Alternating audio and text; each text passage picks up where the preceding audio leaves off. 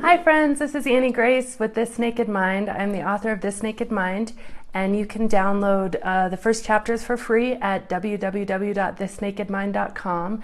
And I am answering readers' questions, and today I have a question from Sarah. Sarah says, "Hi Annie, can you please offer some advice on the impact of quitting alcohol in relationships, especially with partners? Since I quit, I feel it's had a detrimental effect on my relationship with my partner, that he misses me drinking and he feels bad for him that I quit." Well, first of all, Sarah, this is a tough question, I think, because it is so out of our control how other people feel about our decisions. And first, I just have to say that you are completely not alone in this. It's a question that's come up before. It's a story that I've heard from literally dozens and dozens of people.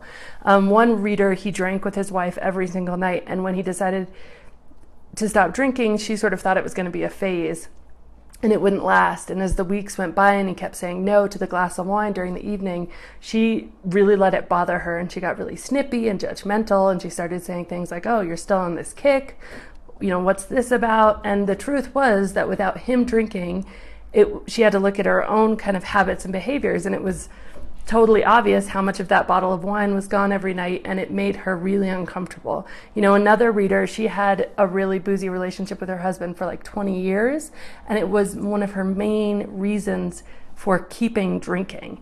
And so she was so afraid of the things that you're talking about, that it would negatively impact the relationship. And she was so afraid of change because he had been very upfront with the fact that he had no intention of changing and no intention of giving it up, kind of no matter what. And so he was really, upfront, and she was very afraid that they were going to miss drinking together. And so she did end up quitting drinking, and it was about a year after she sort of started considering it. But I actually asked her for this question what her advice was, and so I'm just going to read this. This is from her. She said, "I needed to make sure I had the right attitude. When I told Jim I was stopping, he made it clear that he was happy for me, but he had no intention whatsoever of quitting. And I had to understand that. And he's a much better controlled drinker than I ever was, so if he chose to drink, I guess that's his business."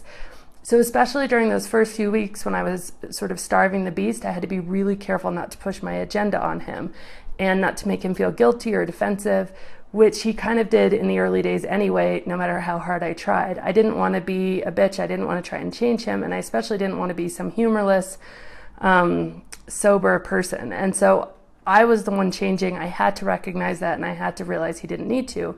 So I was really consciously upbeat. If I did bring up my not drinking, it was more to exclaim how great I felt, or how much funnier things were, or how much more fun I was having, or how delicious my latest non-ethanol drink discovery was. And even when I'd get depressed or upset about something, I would say how amazed I was, how clear my feelings were, how much clarity they were, and even though they sucked, how I now understand that I was just numbing them by drinking.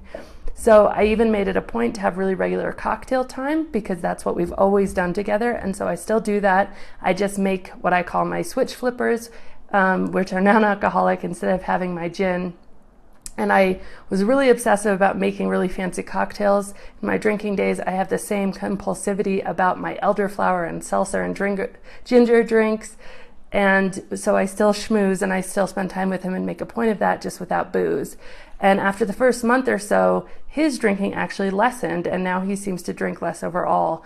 And my specific agenda was never to push it on him, but really alleviate the fears that both of us felt about this change. And to be honest, it was such a fear for me that I probably over-prepared for this in terms of making a big effort to minimize the change between us.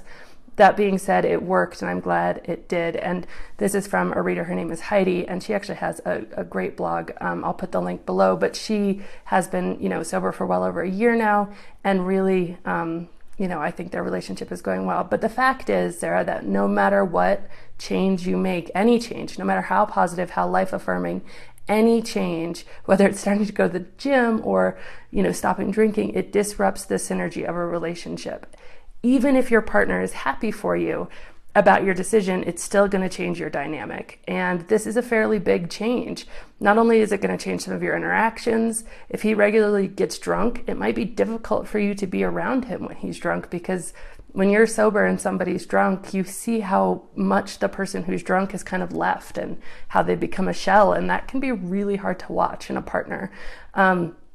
And it's going to also change, no matter what you do, his opinion of his own drinking, because no matter how much you try, it's going to be really apparent and just obvious that he's now drinking alone. And I'm sure that would be hard. But I believe, and the good news is that it will over time.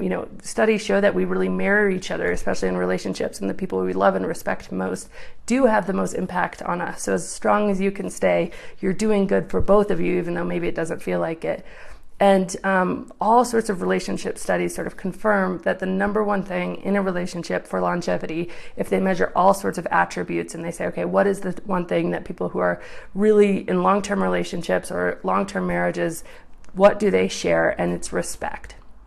And he has to respect you, and that's vital and that's important. And he has to respect you without pressuring you or belittling you or making you feel guilty about your decision, especially because it can be really difficult to maintain if you're also feeling added pressure and guilt. But equally, you have to treat him with respect, and doing this by not trying to change him, not judging him, not providing unwanted advice. And also, communication is number 2 after respect, and the communication is vital. Sharing how you're feeling, especially all the great ways your life has improved, and just continuing to talk to each other about this and through this, and realize that no matter what, your relationship is more important than drinking. Not that you should start drinking, but that to focus on the relationship and to focus on the togetherness is going to provide something really, really important.